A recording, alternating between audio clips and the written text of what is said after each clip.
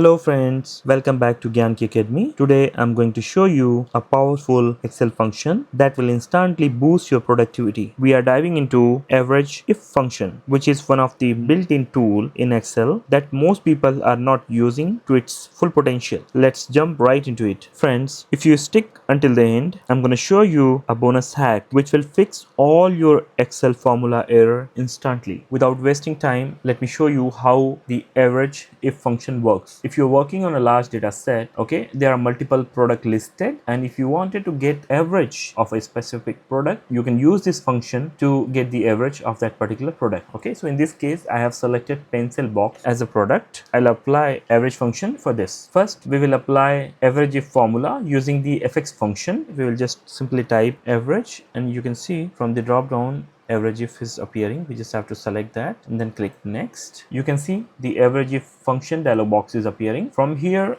friends, we just have to simply select the data based on the details mentioned on the dialog box. This is one of the easiest way for those people who forgot to apply comma, semicolon, bracket and get the unnecessary Excel error. So this is one of the safest way. Okay, now in this case, the first thing which we have to select is the range. We can select the range, which is the product. Okay, in this case, now the criteria, which product we are trying to find out from this given product. So pencil box is the product which we have selected in this case as an example. I have prepared a very small data set as an example, friends. So after that, the next option is average range. Average range is nothing but the total amount from which we have to take the average of the criteria product. So we have to select all the total, and then we just simply have to click on insert. You can see the average is appearing, friends. Now in order to validate this data, I'll do a manual calculation also to make sure whether we got the accurate total or not. Okay, so I'll just simply apply equal to some formula. Okay, I'll select all the pencil total. Okay, so in this case I can see 1 2 and then 3, so it is appearing 3 times. Total we got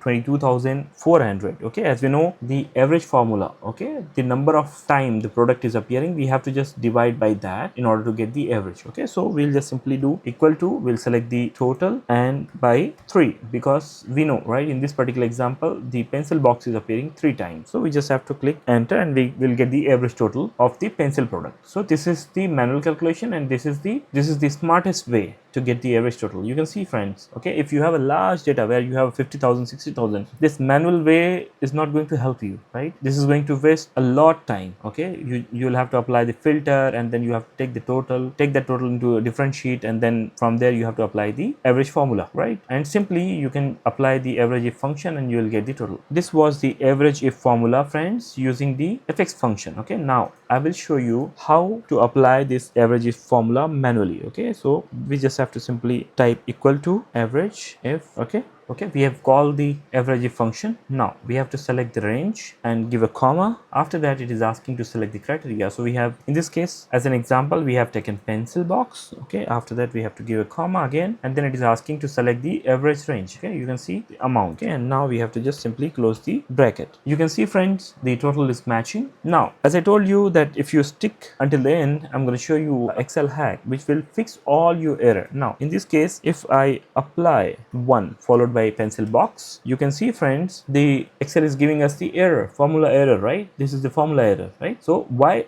this formula error is appearing? Because this pencil box 1 is not there in this list. The product which is listed in the list is pencil box, not the pencil box 1, and that's the reason formula is giving us the error. What if you are representing this data to the top management or the management? Okay, this will not look good, right? Out of your entire data, if your formula is showing an error, right, it doesn't look good. So what you can do in order to fix this, simply before the average just apply a bracket, and after the equal to we will call if error function. Now we have to come to the end and give a comma. Okay, and after that under the semicolon, okay, we have to type, in this case I'm just taking as an example that no data, whatever the message you want, friends, you can type that message and just simply click enter. So instead of showing that formula error which does not look good, it will show the message whatever you want. Okay, according to your data set, whatever the message you wanted to display to the management, you can type that, and instead of error, it will show that particular message in that data set, okay, which will look good. Friends, I hope you like the video. There are many hidden tricks in Excel that can complete your hours of work in a minute. In the next video, we are going to cover some Excel magical formula which can boost your productivity by 10x. So subscribe to the channel right now so you don't miss that game-changing video. See you in the next video. Until then, take care of yourself and your loved ones. Thanks for watching.